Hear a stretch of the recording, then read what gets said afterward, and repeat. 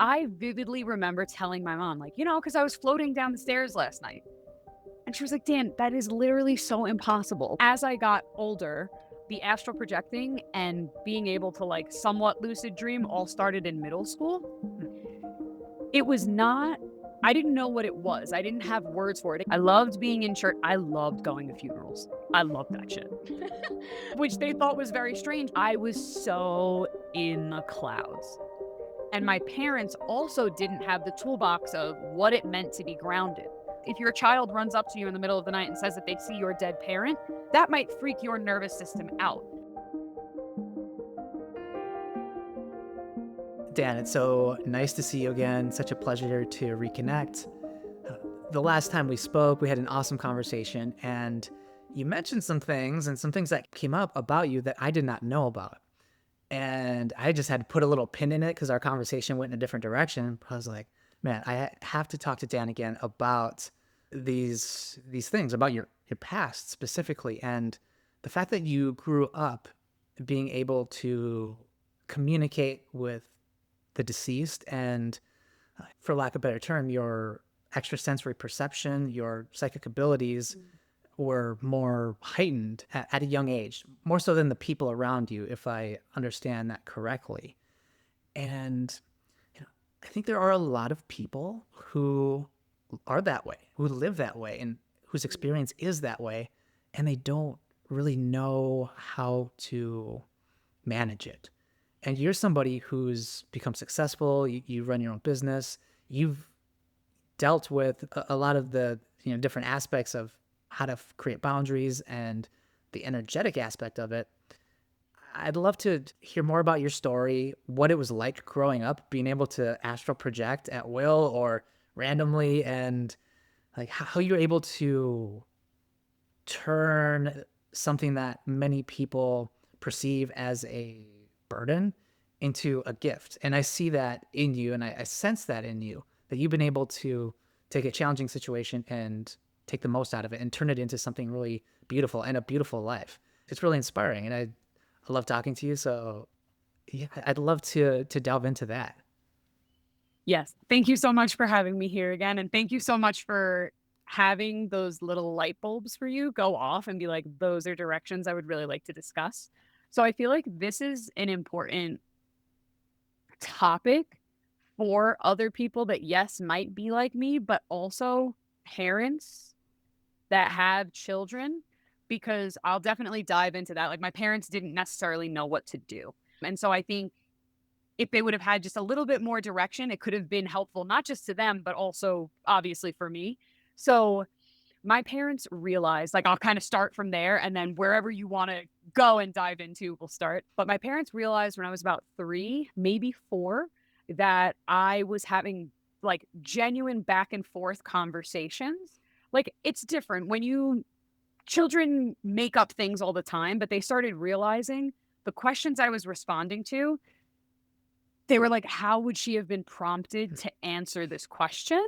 And so there was a photo of my dead uncle, which I actually have it now, and it's now on my altar, that I used to come and I would sit and I would talk and I would answer these questions and I would ask questions and get answers. And then I would go on about my day, because to me, it wasn't odd. And something that I'll always say to people is, any child under the age of 7, in my opinion, is so still deeply connected to source that if you foster any type of spiritual, intuitive, or psychic thing that you see, it will bloom and blossom into something. After 7 is usually when 7-year-olds usually start to like perceive the world. And then we start to realize like what's weird, what's strange, I want to fit in, those types of things. And so at that point, my parents just kind of let me go off. We'd be driving in the car and I would say, oh, so and so's next to me. I don't know so and so, but my parents knew so and so. Or I would get angry because my mom wouldn't put out enough like settings for dinner. Because to me, that was like, it's rude. When we have people over, there's always, Rude. yeah, there's always enough for everybody. So I'm looking around like, well, that's not really fair. If these 2 people are standing here, they have to be able to sit and eat too. And so again, my parents, bless them, they didn't tell me it was wrong. they would ask me things 'cause they'd be like, "Damn, she could talk to them, so, like, let's try to find out some information." But they also didn't necessarily foster it and, like, find people that could really water the seeds that were happening. They just kinda let me go with it. And then as I got older, the astral projecting and being able to, like, somewhat lucid dream all started in middle school. It was not I didn't know what it was. I didn't have words for it. Again, like, I would explain I vividly remember telling my mom, like, "Because I was floating down the stairs last night." And she was like, "Dan, that is literally so impossible." Like, I'm sure she didn't tell me to shut the fuck up, but she was basically like, "Shut the fuck up. Like, I'm glad you had a good dream, but, like, you cannot fly down the stairs." And obviously, as I got older and I started reading about astral projection, there was a word for it. There was an understanding that, okay, you can astral project to other dimensions, but you can also astral project within the confines of your own home where you can just bring yourself up out of your body and you can walk around. And that's basically what I was doing when I was in middle school. Also in middle school, my dad had started talking to me about the Four Agreements, The Secret. My favorite book is The Tao of Pooh.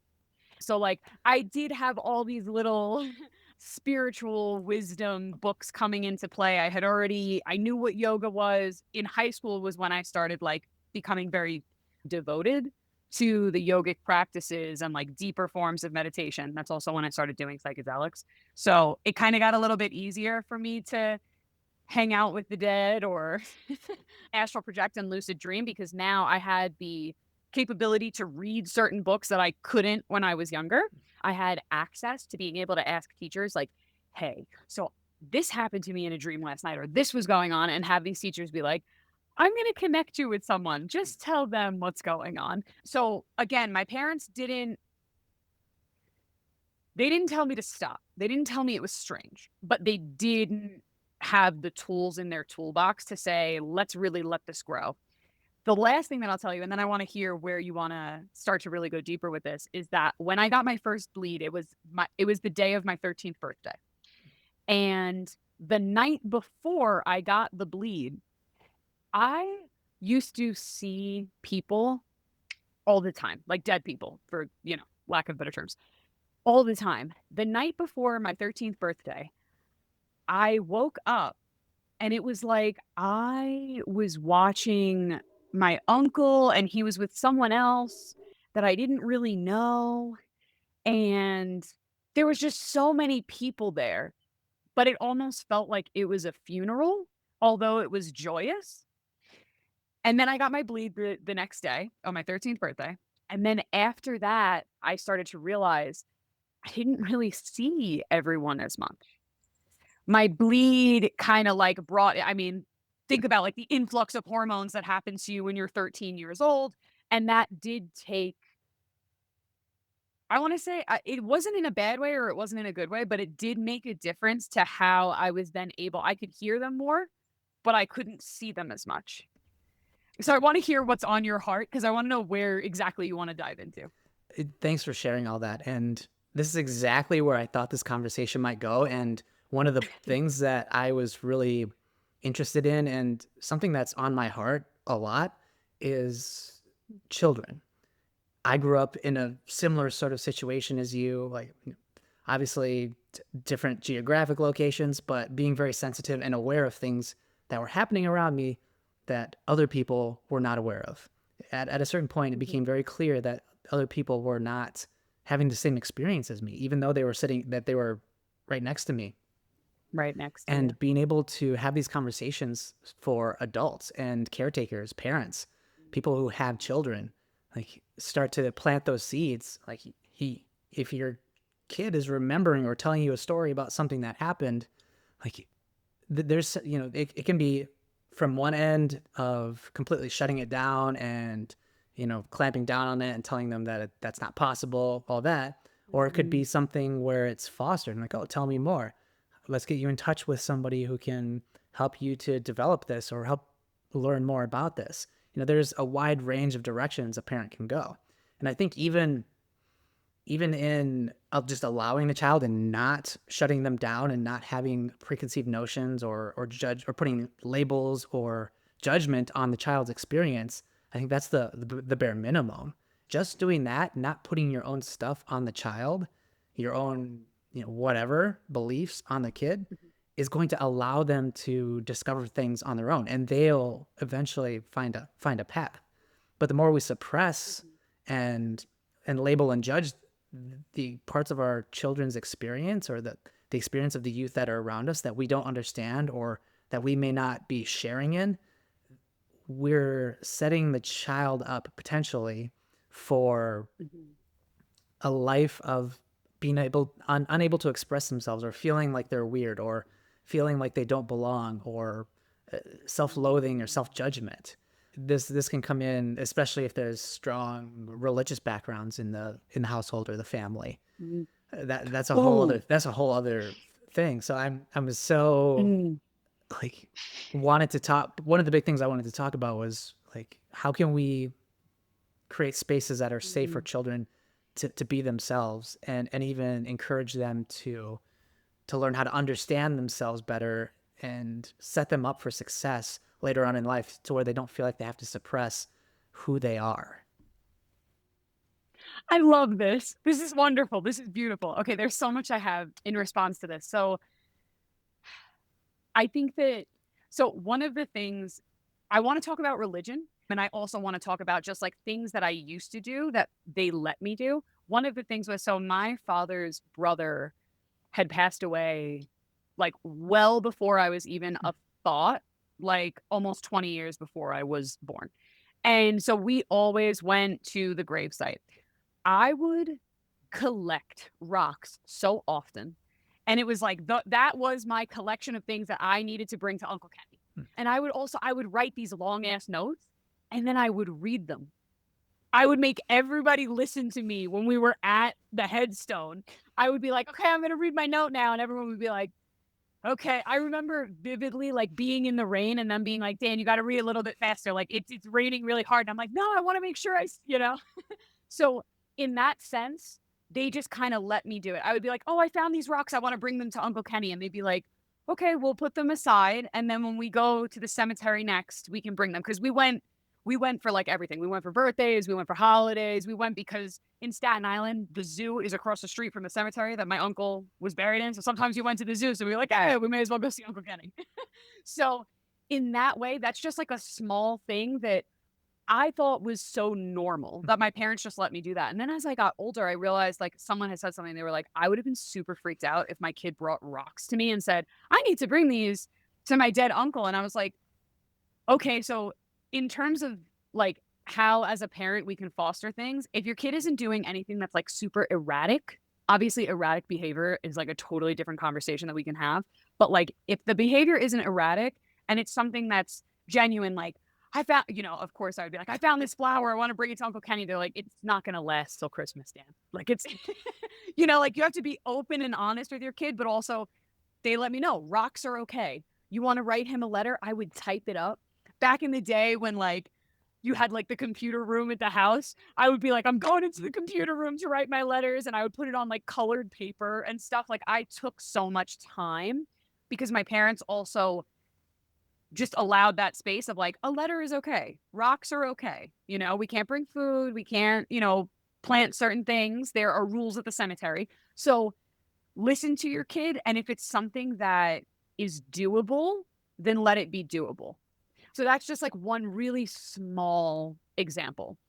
I also want to hit on religion, and then I want to talk a little bit more about like fostering gifts.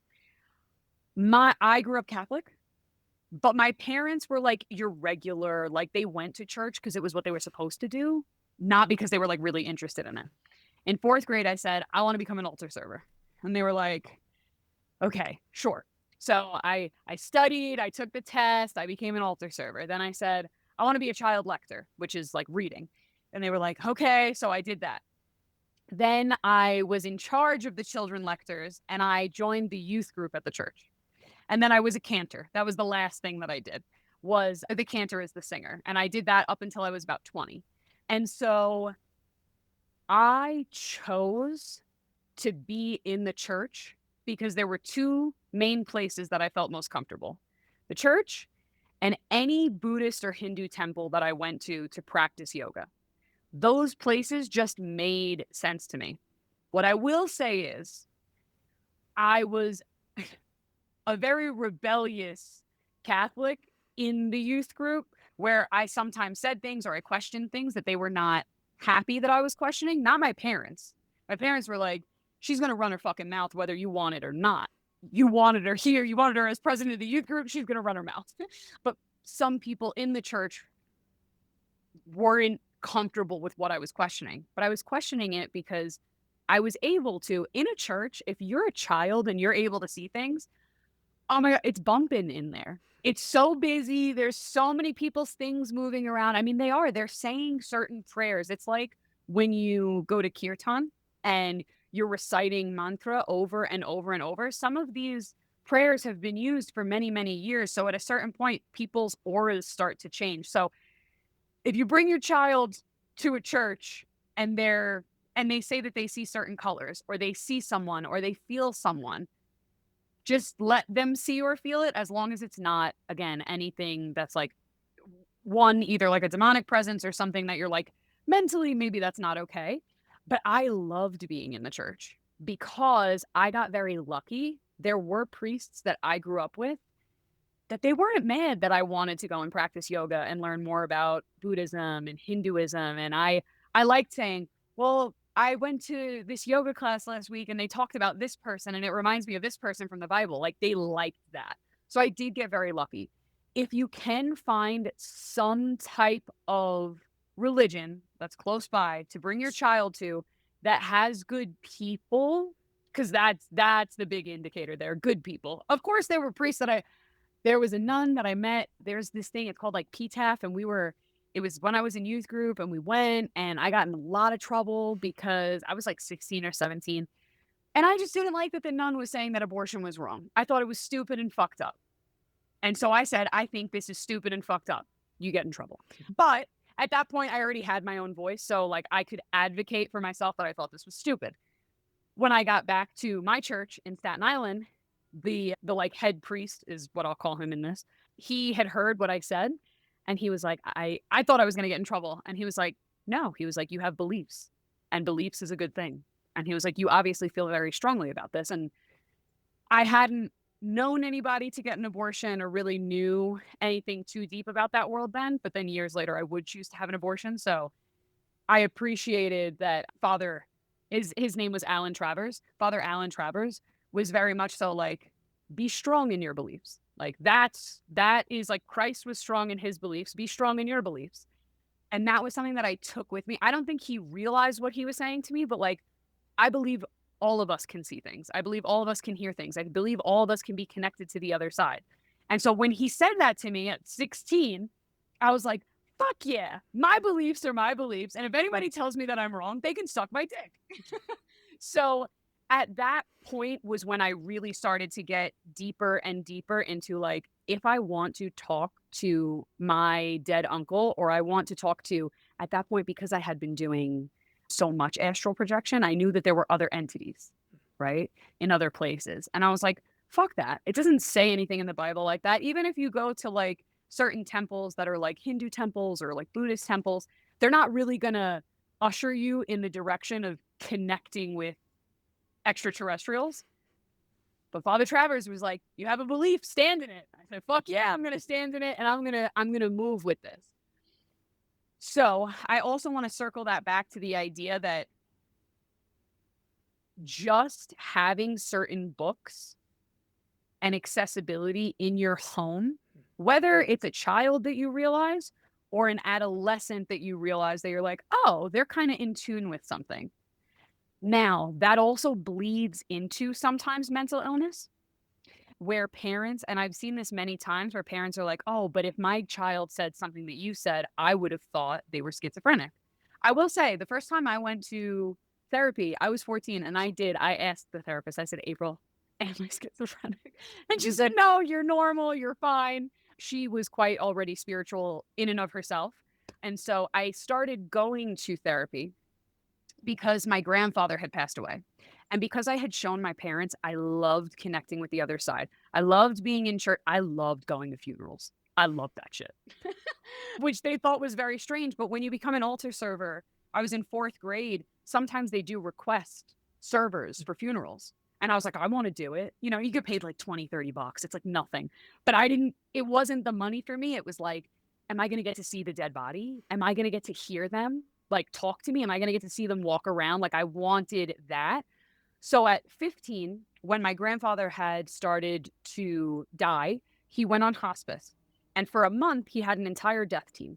And so he had hospice nurses, my family members, and then there were two people from the church, and then someone who was basically a death doula, but under more of a religious aspect because my grandparents were born in like the 20s and 30s. So they were really rah-rah for Jesus. They were rah-rah for white Jesus. Like culturally accurate Jesus is my boy, but not really. You know what? You get what I'm saying. Yeah.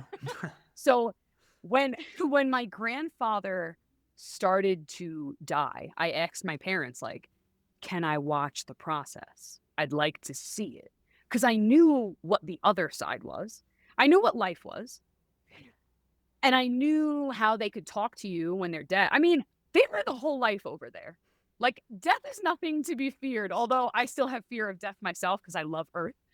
But they live a whole life over there. So I knew that, but I knew there was like a liminal space that I just didn't understand, like the decay of a body. So my parents, I think there are pros and cons to them saying yes to allowing a 15-year-old for like almost 4 weeks to watch someone's body decay. But I don't regret it at all because I feel like it taught me the importance of life and death that my parents didn't have the words when I was younger that my dad would cry when I would read those letters. I would be so excited to be like, Uncle Kenny at school this week, blah, blah, blah, blah, blah. And my dad would sob. And I didn't understand that. But for him, he identified my uncle's body. So, like, his last memories were of this mangled remnants. They didn't have the words or know how to articulate that to me because I was like, but it's okay. He's right there. He's with us, you know?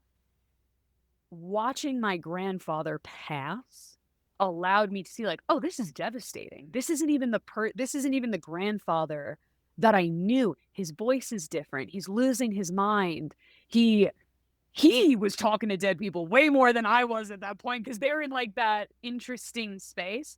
And so I think that if maybe not like children, I don't even know if it's teenager. I don't know if it was correct for me to witness that. But I do think if you don't have the words to express to your children, sit them down with a priest who does your last rites. That's what they call it in like the Catholic Church. Sit them down with a death doula who can explain to you like, well, you know, after they die for like 5 to 7 minutes, the body is still processing something. Like teach them. There are books out there for children and for adolescents that use better verbiage than you might be able to express. But also, and maybe I'm wrong for this, like express yourself. Like I wish my dad would have told me like it breaks my heart when we come here because I can't stop thinking about what his body looked like. Like be open, be honest because there was a disconnect for me until I started going to therapy and I could unpack that where I was like, well, they only cry at specific times. And I started to realize, oh, because they're not in tune. They're not talking to them besides when the funeral is happening, when you're at the headstones or wherever the person is buried. They're not tapped in like you and I on a regular Tuesday when I'm like, oh, Uncle Kenny, you want to go for a walk at the river? And I walk down the road with my dog and, so I hope some of that is helpful. And I know I just said a lot of things, so I'll take a deep breath and you tell me where we should drive next. Thank you for sharing all that. It touches on so many different things. I mean, from the religious aspects, like just personally, and I know a lot of people that this is going to resonate with because I grew up in rural Minnesota in a very homogenous area, white people that go to church and for white Jesus, for white Jesus, and it's not good, it's not bad. It is what it is. This is a very rural area, and people here are very stuck in their beliefs, and is a very conservative, all that. And I was a little dark person surrounded by big white people. It felt like my mother's from Chile, and I Mhm. definitely took on a lot more of her characteristics. And around here, the heritage and ancestry is mostly Dutch and Scandinavian. Mm. So Mhm. I was like a little dark person, a little brown person in a place Mhm. where I just didn't feel like I fit in whatsoever. And we would go to when I was little, I went to a Lutheran church, and Mm. Mhm. like I remember them giving me the hymnal, and I wouldn't sing. I'm like, I don't connect with this at all. Like, what are we doing here? This is boring. Like, just on a deep level, I was like, this is wrong. Like, I don't connect with this. There's nothing spiritual about this. For as long as I can remember, I wouldn't sing. I would just kind of be forced to go and just go through the motions. And it wasn't until later on did I, started doing the like deep inner work that I realized that I was carrying a lot of wounds from that and a lot of like Mhm. you know, repressed emotions and feelings about my loved ones who brought me there. They brought me there out of a feeling of duty and responsibility and feeling like they were doing the right thing, forcing me to be there and Yeah. participate in this thing that I obviously didn't want to participate in. From their point of view, it was the loving thing to do. From my point of view, Mhm. it made me feel like I didn't belong. And it just like, it wounded me in a lot of ways. And I had to go through this whole Mhm. process of forgiving my family members and people who were just doing the best that I could. And you mentioned the fact that at a young age, these things are more prominent, these abilities are more prominent, and these senses are more accessible to children. And Mhm. if we look at it from a neurobiological lens, from the time we're born until about the age of 7, 8, 9, our brains are in the theta brainwave most of the time, Mhm. which is a state of hypnosis. You're just absorbing what's going on around you. To that, there's also that aspect, the neurology of what's happening and how our brains are forming. And if something deep within us doesn't resonate, like it creates a dissonance. And we can take that on at a young age, and a lot of people do, and they just carry it into their adult life and not understanding Adulthood. where this tension is coming from, and recovering from religious trauma, for lack of a better term. Like, trauma Yeah. isn't necessarily there's lowercase t trauma and capital T trauma, Mhm. and what is traumatic for one person is not going to be traumatic for somebody else. And how something as Mhm. benign as forcing a kid uh, to go to a church and say a certain prayer and in order to be saved, Mhm. like I said the prayer and I didn't feel any different. I'm like, okay, I guess I'm not saved. I guess I'm going to hell. Mhm. And I lived with I was a kid. I didn't know any better. I lived with that for years and years and years. And it took a lot of unlearning and unwinding and unraveling these knots of Yeah. spiritual and like religious lowercase t trauma and things that I experienced that really I carried it well into adulthood unconsciously. I was not aware that I had a Mhm. resentment towards one of my family members for bringing me there and making me do that.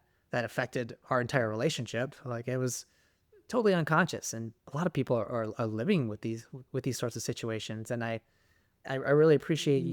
your perspective. And when you were describing the situation you're in, it's like, wow, that is just like the openness of the people in the clergy and the people in authority within the church.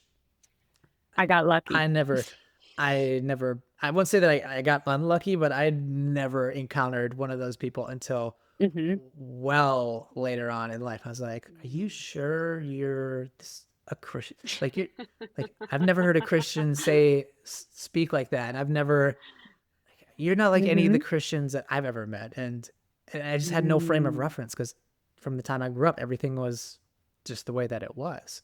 So yeah, I think Yeah. allowing kids to just be in that state and be open and having the books around, just even having like planting those seeds and allowing them to gravitate towards whatever they want to gravitate Mhm. towards, giving them options, allowing them to explore themselves and learn for themselves, mean, I think is hugely important.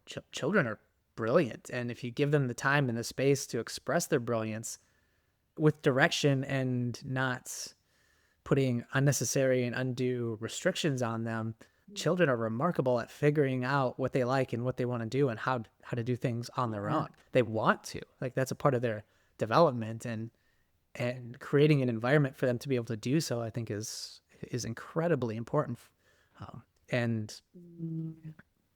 yeah, that's that is something that's near and dear to my heart because it is a wound that I carried for a long time. I think well, first off, thank you so much for sharing that with me. And there's like multiple things that I want to hit on there. So I feel like conversations. I feel like if you are going to be a parent, I think it's crazy that there's not like a test you need to pass to be a parent.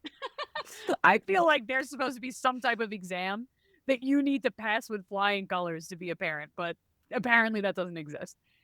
But what I'm trying to get at is there needs to be conversation around certain things.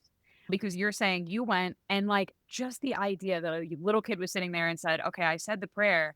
I don't feel different, which means I'm probably not saved. Were there people around to have that conversation with you? To have the conversation of like, well, how are you feeling now that we're leaving mass? Now that we're leaving church? Now that we're leaving, whatever we were at? Having open-ended conversations where you are neutral for children to explore is so unbelievably important, in my opinion. And my opinion comes from one, it's my motherfucking belief. And two, a lot of people that come on our retreats or work one-to-one with us, they don't realize it at first, but yeah, they've got religious trauma in some way, shape, or form. And so they didn't have conversations like this, though. It was it was a black and white situation, it seems like for most people. I also grew up in New York, in Staten Island. So being part of the city, maybe that's why I had a little bit more of people that were open. But still, at the same time, there are definitely people that when I got very vocal and open as I got older, those people in the church that were very nice to me, they were not fucking nice to me anymore. And I said, again, you can suck my fucking dick. I don't care. I'm happy. But that also comes to another piece that I wanted to talk about, which is like knowing your child. My brother is also extremely intuitive. He's incredible at reading tarot. Like he's got his own beautiful set of tools in his toolbox. However, we are extremely different. My brother is much more quiet than I am. If you don't ask him questions, he's not going to tell you. Whereas if you can obviously tell, I'm a fucking loudmouth. I feel like my Leo rising in my chart cancels out. I have like a Libra stellium. I feel like it just cancels all the Libra out and my Leo just comes right through. So I'm very bold in my conviction because that is the type of person that I am. That's why like my parents were like, if you don't want her to run your mouth, don't put her up there because she's going to run her mouth if she doesn't agree with something that you say. Like that's on you, for not knowing. But for my brother, he needed more questions because to them it was, oh, Dan has these gifts. He doesn't. Meanwhile, he did the whole time. It was just no one was prompting him and asking him certain things to move him in that direction. Later on, he ended up finding it because he would always come into my bedroom and like do yoga with me. And I would tell him like what my yoga teachers were saying or like what happened at temple, and like share certain random things, that I learned. And so he found his way to plant medicine, like all of us, found his way to plant medicine, found his way to the whole 9 yards. He lived in San Diego. I love San Diego, the place. The people are quite eccentric though, like almost too eccentric for me. They're very Sedona, if you get what I'm saying. And so we need to find balance. We cannot be up in the clouds all the time. And that's kind of what I want to get to is the idea that like, yes, Heavy on the woo. heavy on the woo. When I figured out that I could astral project and I could lucid dream and I was 15, 16, eat mushrooms, smoke a ton of salvia. I highly, highly do not recommend this to any teenagers that could potentially listen to this. But it was what I did. I was like, drugs and alcohol exist. And I didn't call them plant medicine because I was using them not as plant medicine. I was not using them ceremonially. I was using them as drugs and having the time of my life doing so. But with that being said, I was so in the clouds. And my parents also didn't have the toolbox of what it meant to be grounded. So when I would say, oh my goodness, I'm overwhelmed with panic and I'm having anxiety. Well, obviously, you're a highly sensitive being who's fucking popping shrooms and talking to dead people, watching your grandfather die. Obviously, you're having panic attacks. But they also didn't understand anxiety or depression or bipolar or any of those mental illness things, and they didn't understand simple things, which were grounding techniques. They didn't understand breath work. I'm obviously a breath work practitioner now because I felt like that was very important. They didn't understand grounding, quite literally getting my feet in cold water, because they didn't know. They didn't know what they didn't know. They weren't taught those things in their generation. My parents were both born in the 60s, my mom in the early 60s and my dad in the late 60s, but like they weren't taught these things and they didn't seek these things out. If you are going to allow a child to be deeply immersed in whatever it is that their intuitive gifts call for, you also want to make sure that you ground the shit out of them, because they are in a human body on this planet and our nervous system only has as much capacity as we're able to give it. And so for me, although I had extreme capacity to get out of my head and go into wherever I was going, I didn't really have the capacity within my physical body to feel comfortable and be like, okay, now that I've just energetically connected with all these things, let's bring Dan back into her body and clean the body out. I didn't know. I didn't know I had to do that. So I feel like that's also important for parents. Like, have your own grounding techniques, have your own way to expand your nervous system capacity. Because, yes, if your child runs up to you in the middle of the night and says that they see your dead parent, that might freak your nervous system out. And so, you want to make sure that not only do you have a grounding technique for your child after they're connecting with these other realms, but also that you have the capacity to soothe yourself so that you can say, actually, yes, I can allow my child to move through this and explore their own self. Because if you don't have the capacity, that creates children not having the capacity. Does that make sense? Yeah, absolutely. Having a even very basic, it doesn't have to be a spiritual or esoteric or metaphysical thing, but having a very basic set of tools that you can use yourself for energetic hygiene. Like you say, Mhm. grounding and knowing that situations can arise where somebody's where your energy might be affected. Well, what are you going to do? Like what like a simple breathing technique can you use? Can you touch the ground? Like have 3 or 4 things that you can easily and quickly rely on that you don't have to think about. It's not like, oh, what am I going to do if this happens? If my child is overregulated or if their nervous system isn't able to manage the situation, what are like 1 or 2 things that we could do immediately? Just whether it's a simple box breathing or touching the ground, getting outside, getting some fresh air, getting that person out of the environment so that they can decompress a little Mhm. bit. Whatever it is, just having some very simple practices, again, that don't have to be spiritual in any way. It's just basic, like brushing your teeth or just any sort of basic thing that you do as far as hygiene. We can Mm. have that as energetic hygiene as well. And I think having a personal practice, it helps, but just being aware that those things are out there for children and Mhm. and and not assuming that just because maybe you don't connect with breath work or grounding doesn't affect you as much, not making the assumption that it's not going to affect them. Like, try it, be open. One thing that you mentioned, and as you were talking, a couple of things clicked with me. It's like talking to your children, telling your children about your experience. As you were talking, I realized why I wasn't able to, or I didn't feel comfortable expressing, the feeling that I said the prayer and I didn't feel any different and I thought I was going to hell because of it. Why I never said anything to anybody was because none of the adults in my life were having those conversations with me. Like Mhm. they were not themselves opening up in that way. They weren't vulnerable. They weren't sharing their like the inner aspects of themselves. So I just never had that as a model. I never knew that Yeah. kind of behavior was appropriate, that I could tell them how I was Mhm. feeling. I was just doing what the adults around me were doing, and that was suppressing this really Mhm. deep feeling of like I'm not good enough. Like God doesn't love me. There's something wrong with me. I didn't know that I could go. I didn't feel like it was safe. I didn't even know it was a thing that I could go talk to somebody about how I was feeling. It was just everybody was kind of in their own little silo, their own little space, and Yeah. nobody was vulnerable with me in such a way that I felt like I could also be vulnerable with them. Not to my Hmm. recollection, or not to an extent where I felt like I could have any of these sorts of conversations with them.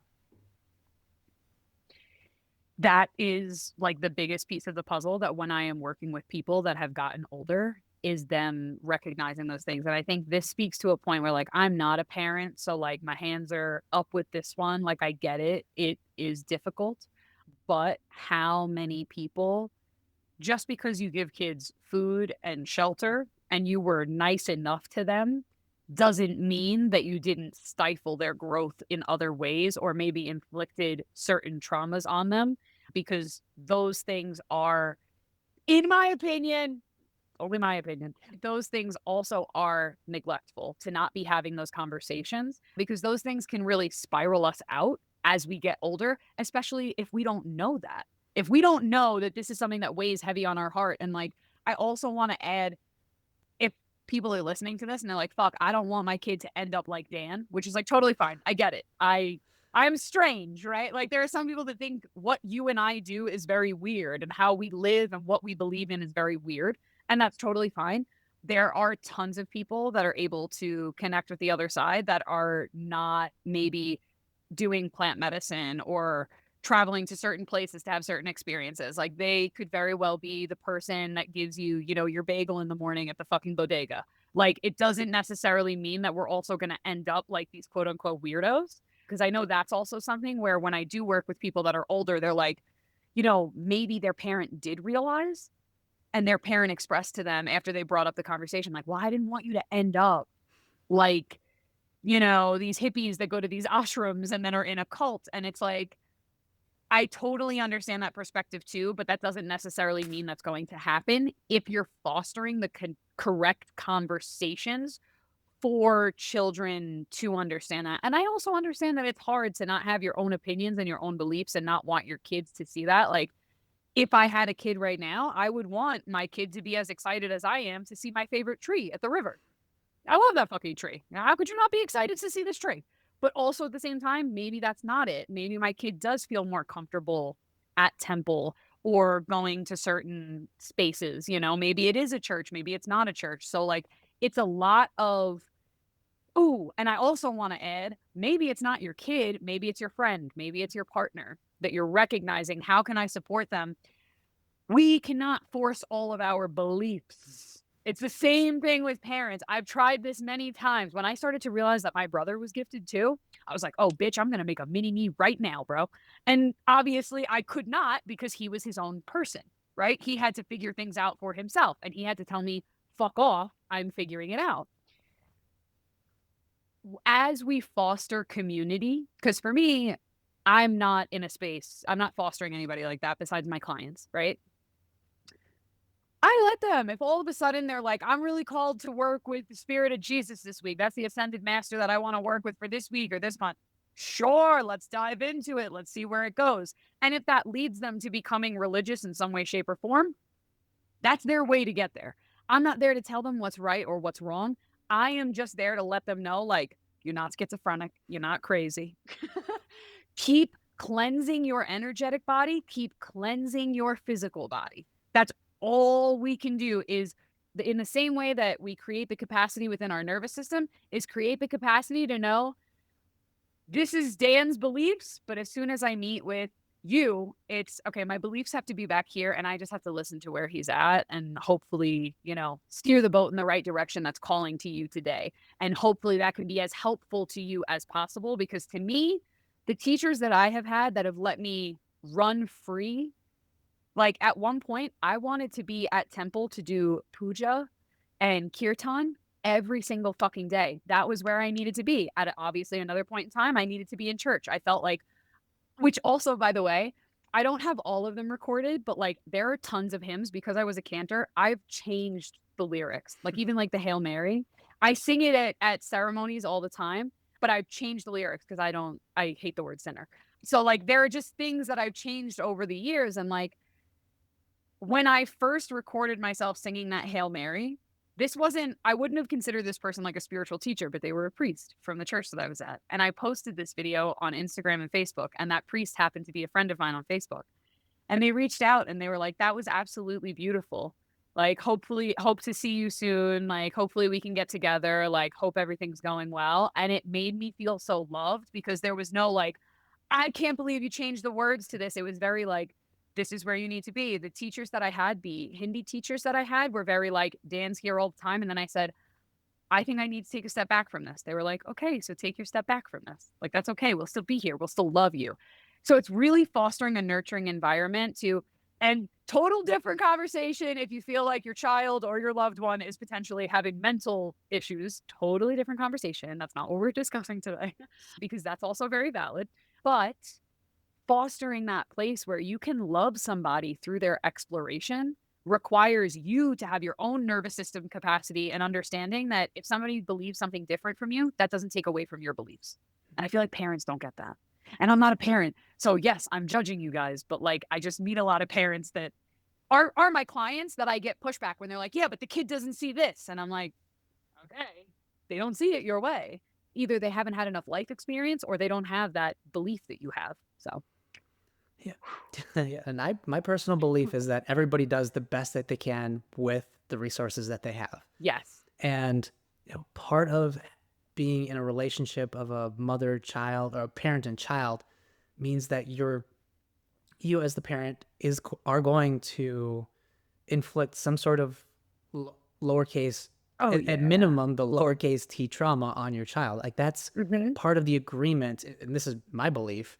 Like we all do the best that we can with what we have, and sometimes that means that what you originally knew or the like your skills at a certain point in time were not adequate to you know, foster the certain gifts of your child, or Mhm. maybe like what is the ideal situation? Like where is there ever a perfect situation? There isn't. No Right. child ever grew up or had a perfect childhood. I know a lot of people want their kids to be a certain way, and Mhm.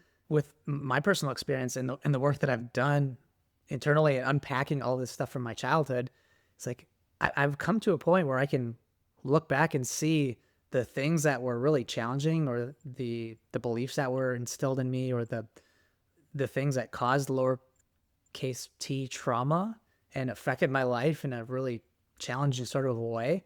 I can look back on them now and say, wow, you know what? I know that that person was doing the best that they could do. And I'm actually grateful that I had that situation that I had to work through because it taught me Mm. so much. Like my personal belief is that we're here to learn lessons. And without Mhm. these things that happened to us in our childhood, without our parents potentially pushing their own agenda on us and us having to figure out how we relate to that, or our personal beliefs relate to their beliefs. If you don't have Mm. some sort of friction or some sort of pressure externally on you, you can't really figure out where you are in relation to somebody if they're not To if, that. if they're not giving you something to push up against, if they're not giving you their ideas and their Mm. points of view. Like it's from my perspective, it's all well and good. Like abuse is really a challenging thing to think about. I'm not a parent either, and I've I'm like not condoning abuse whatsoever.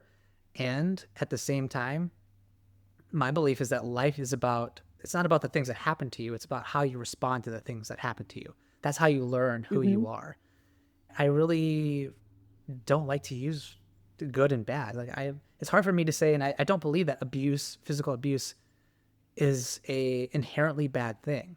Honestly, Mm. it's traumatizing for the child. Yes, it's almost always comes from a place of trauma and creates specific challenges in that person's life. And Mm. some people rise to the occasion and they figure out how to overcome it, and they figure out how to be the best parent who never touches their child or does or repeats any of those Mm. behaviors. My mother is an example of that. She was like physically dealt with some really gnarly stuff, and she never laid a hand on me because of that. And Mhm. those situations, I just personally don't believe that those things happen to us for a negative reason. I believe that every experience that we have, the universe has positive intent to help us grow and to Mhm. help us become the people that we are able to become. These are all learning experiences. Mhm. Never condoning abuse, never, I wouldn't say that I want it. I would never perpetrate it on somebody because there are karmic, like energetic, Yeah. that doesn't come without a price. Like doing that on somebody creates an energetic karma that I want to have no part of. Mhm. Like that's not part of my story. And Yeah. I don't think these challenging things that happen to us when we're children have to be something that's disempowering. I think those can be the things that Mm. empower us. Even the most gnarly of circumstances. I've met in facilitating plant medicine ceremonies, I've met people Yeah. who have experienced unbelievable amounts of abuse as children, inflicted Mhm. upon them by the closest people in their life. And Yeah. they have at a certain point, everybody has a choice. Am I a victim to this? Is this gonna make me who I am? Mhm. Or am I gonna use this situation as a form of empowerment to become the person that I know I was put Mhm. here to be? Like ultimately, Yeah. these sorts of things don't have to be disempowering. They can be the things that liberate us. And often those most challenging experiences that we experience at a young age are the things that help lead us to become like really incredible people and help to create diamonds. Like, a diamond is created under immense Mm. pressure. And without that immense pressure, you couldn't have a diamond. The high achievers, people who have incredible families, people who are maybe they don't have a lot of money or things externally, but they're just happy and devoted to a life of service to others. Like often those sorts of people and situations, people who you really look up to of having high character, have gone through incredibly challenging situations. So Mhm. I always think of those things as opportunities for deep and really profound growth. I think it's important to name that because, like, recently I was telling a client that I was like, "You keep looking at everything as black and white." I was like, "You are so forgetting the different variations of the color gray and, like, where that can put you on the spectrum of what you are experiencing right now because of what they're going through that would typically be labeled as bad." I was like, "You keep saying it. We keep repeating, and we're in the same cycle over here in the bad." I was like, "But you're not seeing anything else of where we can bring it." So I think that that's so unbelievably important to name, and I completely agree with you. I think for the people that are potentially in the deep trauma right now, they don't wanna hear that, and I totally get that, Yeah, it's and valid. I That's agree with you totally in valid. I am, yeah, yeah, I totally respect that. and I totally agree with you that in terms of facilitation and space holding, not that I don't have respect for people that haven't really been through anything in their life, because like, I think respecting all human life is important, but yes, for me, if I'm about to go on a plant medicine journey, I want the person who has been to hell and back in life and hell and back in the ceremony space. I want to make sure that we are going to the same great lengths as each other. I also think it builds exactly what you were saying. It builds a different type of character when you meet somebody who it was all very like dainty, for lack of better terms, in life. There's this kind of like, damn, that's great that it was so good for you. I'm so happy that it was so good for you in your experience, but then in what ways are you going to be able to understand my experience or hold more capacity for me to have like very deep, dark, transformational experiences if you can't even put an idea or an energetic feeling to it. So I love that point too. And I think this conversation is so important. And there's definitely even more. Like, I didn't even talk about being on antidepressants because I was on antidepressants for 4 years and like what that has to do in this world as well. So, like, maybe there's also a way that we get to continue this conversation because I think there's a lot more to go into. But thank you so much for all of this. Yeah, I appreciate you sharing in this conversation. I think it's something that a lot of people are experiencing on some level, but there's not a lot of conversations around. Like being able to learn how to live with our natural God-given gifts that we all have at a certain Mhm. age. Some people are a bit more in tune with them than others, but these things are all accessible to everybody, and especially at a younger Yeah. age. And yeah, there's potentially a lot more we could talk about. And I want to thank you so much for coming on and having this conversation. Probably the first of many on this. This could be a whole series of conversations around this. Mhm. Like the like one thing we didn't even get to talk about was like in depth was how death in the Western society, how we don't like how it's just Mm. put on the back burner, how we don't really acknowledge it. Death has become taboo somehow, and Yeah. like you and I both have experienced working through that and being more comfortable with that than other people, and how death has become a taboo in our society is just a huge topic and a source of like fear and trauma for a lot of people. So Mm. yeah, I know we got to wrap this up. Dan, thank you so Yeah. much. We could go for a long time. I How know. how can people connect with you? Like I found out about you on Instagram and I really love the content you put out. How can people connect with you? What are you doing? We didn't even talk about the fact that you're in Peru right now and that's where you're living. How can people connect with you? And just give us a brief rundown of how to engage with you further. Yeah, so I do have Instagram, and I'll give you have both those handles, and I also have TikTok as well. And then to go further, if anybody listens to this and they're like not super plugged into social media, which I totally respect and understand, I do have a Patreon that has 3 different tiers, and the first tier is just a free tier, and it's basically my email list. And it's just a way that you can stay in touch with me. I am in Peru right now. We don't have the dates out for our next retreat, which I will assume is going to be in the September, October, November range, but we are doing one-on-one retreats. So those you get to choose your dates, obviously, because it's just you. And we do have actually this Thursday. So I don't know when this is going to come out, but it'll be posted to the Patreon that it's $33 a month and you get like 1 to 2 classes with me. On Thursday, I'm going to be doing a lucid dreaming class because every virtual cacao dieta that we've done, everybody's dreams have been so like a major important piece of it. And I haven't done a lucid dreaming class probably in like 2 or 3 years now. So I figure now is the time. Let's dive into it. And then we start another 4-week virtual cacao dieta on June 12th. Very cool. And all your offerings are probably through Yep. through that. So I know you got a lot going on. So yeah, check out Dan's Yes. Instagram, and yeah, connect with her. And Dan, thank you so much. I appreciate your time and your openness and willingness to share. And I look forward to many more conversations in the future. Yes. Likewise. Thank you so much, love.